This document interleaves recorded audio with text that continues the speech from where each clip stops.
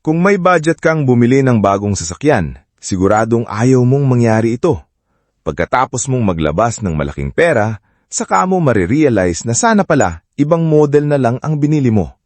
Kaya ngayong video, pag-uhusapan natin ang 10 sasakyan na hindi ko irerekomendang bilhin agad dahil kabilang sila sa least satisfying cars and SUVs of 2026 ayon sa Consumer Reports. At ang nakakagulat, may Toyota, Honda, Mazda, Audi at Jeep sa listahan. Pero tandaan, hindi ibig sabihin na lahat ng unit ng mga model na ito ay problematic. Ang basis ng ranking ay kung bibili ba ulit ang mga owners ng parehong sasakyan. At habang pababa tayo sa listahan, mas lalong nakakagulat ang mga pangalan.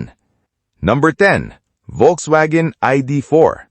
Isa itong fully electric SUV na maganda ang concept, tahimik, electric, modern at practical.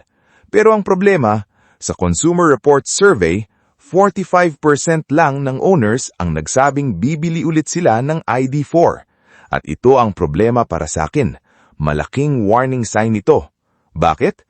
Dahil kapag bumili ka ng EV, hindi lang acceleration at electric range ang tinitingnan mo. Importante rin ang infotainment, usability, at overall experience araw-araw. Kaya kung ang priority mo ay isang EV na gusto mong gamitin ng maraming taon at ayaw mong magkaroon ng buyer's remorse, I would think twice before buying the ID4.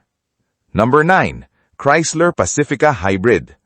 Hybrid minivan ito, at sa papel, napakaganda ng combination, maluwag na family vehicle plus hybrid technology. Pero ayon sa Consumer Reports, 43% lang ng owners ang nagsabing bibili ulit sila nito. At ito ang dahilan kung bakit hindi ako basta-basta bibili nito. Kapag family car ang pinag-uusapan, gusto mo ng sasakyang practical, dependable, at hindi sakit sa ulo. Kaya kahit interesting ang hybrid system nito, mas gusto kong mag-research muna ng mabuti bago ilabas ang pera. Number 8. Cadillac Escalade. Ito ang type ng SUV na pag nakita mo sa kalsada, alam mong mahal. Malaki, luxury, premium at imposing. Pero ito ang nakakagulat. 43% lang ng surveyed owners ang nagsabing bibili ulit sila. At dito natin makikita ang isang importanting lesson. Hindi porke mahal ang sasakyan, automatic na satisfied ang owner. Kung bibili ako ng SUV na ganito kamahal, gusto ko siguradong sulit ang bawat perang ilalabas ko. Kaya kung owner satisfaction ang priority mo, hindi ito ang unang SUV na titingnan ko. Number 7. Mazda CX-70 Plug-in Hybrid. Mazda is known for making cars that are enjoyable to drive, kaya interesting na napunta rito ang Mazda CX-70 PHEV. Sa survey ng Consumer Reports, 42% lang ang nagsabing bibili ulit sila. At ito ang problema kapag bumili ka ng bagong technology. Mas maraming systems ang kailangang mag-work together. Gas engine, electric motor, battery, charging system, software. At kapag hindi perfectly integrated ang experience, pwedeng maging frustrating para sa owner. Kaya kung gusto mo ng simple at proven ownership experience, pag-iisipan ko muna ng mabuti ang CX-70 PHEV bago bumili. Okay, eto na. Number 6, Toyota Corolla Cross. Yes, Toyota. At bago ka mag-comment ng, Toyota yan, pakinggan muna natin ang data. Ayon sa Consumer Reports, 40% lang ng surveyed owners ang nagsabing bibili ulit sila ng Corolla Cross. Pero hindi ibig sabihin nito na unreliable ang lahat ng Corolla Cross. Ang issue dito ay owner satisfaction. May mga owners na maaaring nag-e-expect ng mas exciting na driving experience, mas refined na interior, o mas magandang overall package.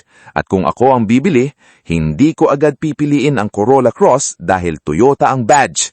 Iko-compare ko muna ito sa ibang options sa parehong price range. Dahil minsan, hindi sapat na reliable ang sasakyan, kailangan satisfied ka rin sa binayaran mo. Number 5.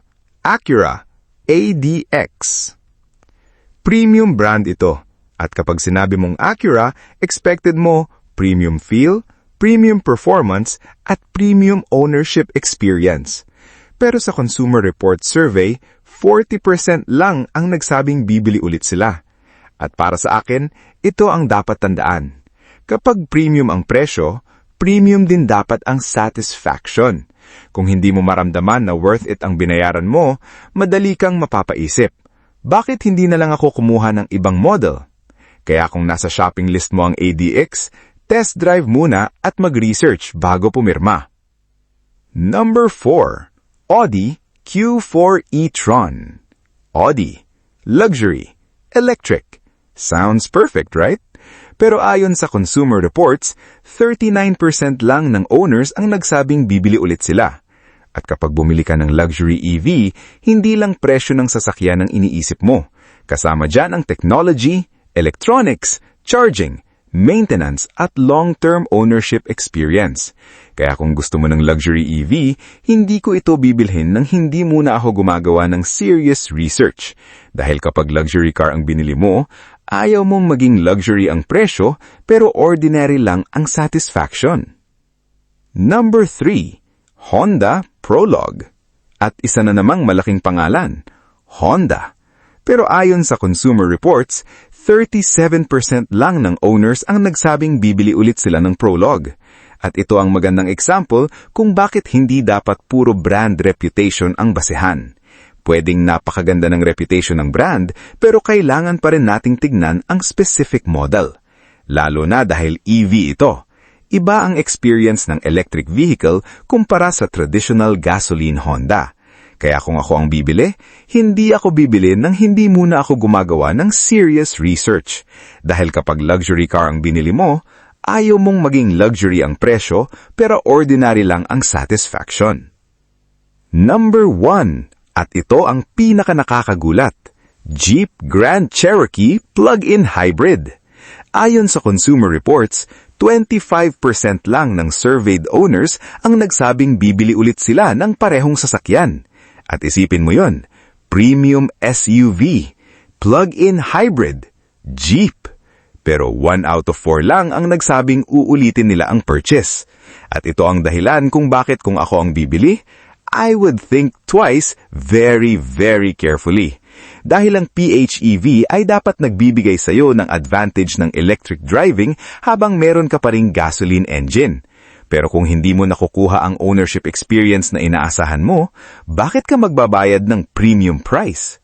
Kaya para sa akin, hindi ito ang unang choice ko kung ang priority ay value, practicality, at owner satisfaction. So, ano ang lesson dito? Hindi ibig sabihin na pangit o sirain ng lahat ng sasakyang nasa listahang ito. Ang Consumer Reports ranking ay tungkol sa owner satisfaction, kung gaano karaming owners ang nagsabing bibilhin nila ulit ang parehong sasakyan. Pero kung ako ang bibili ng bagong kotse, hindi ko babaliwalain ang ganitong data. Dahil ang bagong kotse ay hindi lang tungkol sa maganda ba ito. Ang tanong dapat, pagkalipas ng 3, 5 o 7 years, magiging masaya pa rin ba ako na ito ang binili ko? At kung ang sagot ay hindi ka sigurado, stop. Mag-research muna, mag-test drive at ikumpara ang alternatives. At higit sa lahat, huwag bumili dahil lang maganda sa showroom. Bumili dahil alam mong sulit hanggang sa huling hulog.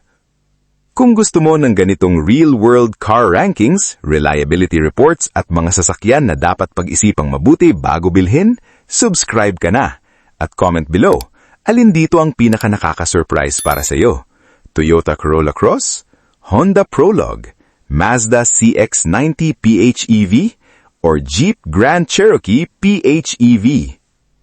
Kung nakatulong sa iyo ang video na ito, i-like mo, subscribe sa channel, at i-click ang notification bell para updated ka sa mga bagong car reviews, presyo, comparisons at mga sasakyang sulit at mga dapat pag-isipan bago bilhin. Comment ka rin, anong sasakyan ang gusto mong i-feature natin sa susunod?